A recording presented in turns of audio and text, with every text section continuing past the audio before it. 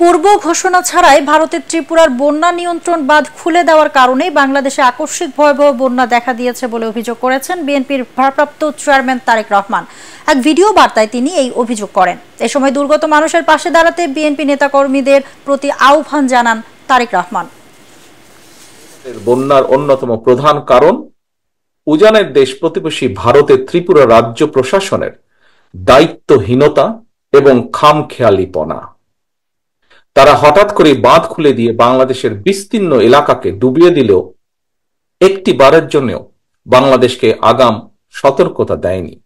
ফলে আকস্মিক বন্যার দেশের বিস্তীর্ণ এলাকা ভাসিয়ে নিলেও পরিস্থিতি মোকাবেলায় বাংলাদেশ সামান্য একটু প্রস্তুতির নেবার সুযোগ পর্যন্ত পায়নি।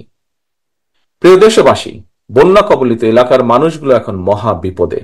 সহায় সম্বল হারিয়ে লাখো লাখো মানুষ এখন নিদারুণ অসহায়। এমন পরিস্থিতিতে আপাতত কোনো অভিযোগ পাল্টা অভিযোগ তুলে সময় ক্ষেপণেরও সময় নেই।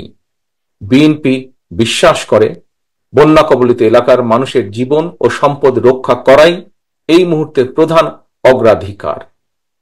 দেশের বন্যা পরিস্থিতিতে আমি সারা দেশে, বিশেষ করে দেশের যেসব এলাকা বন্যা আক্রান্ত হয়নি সেসব এলাকার বিএনপি এবং এর অঙ্গ ও সহযোগী সংগঠনের নেতাকর্মীদের প্রতি আহ্বান জানিয়ে বলতে চাই, আপনারা সমন্বিতভাবে বন্যা কবলিত এলাকার মানুষের পাশে দাঁড়ান।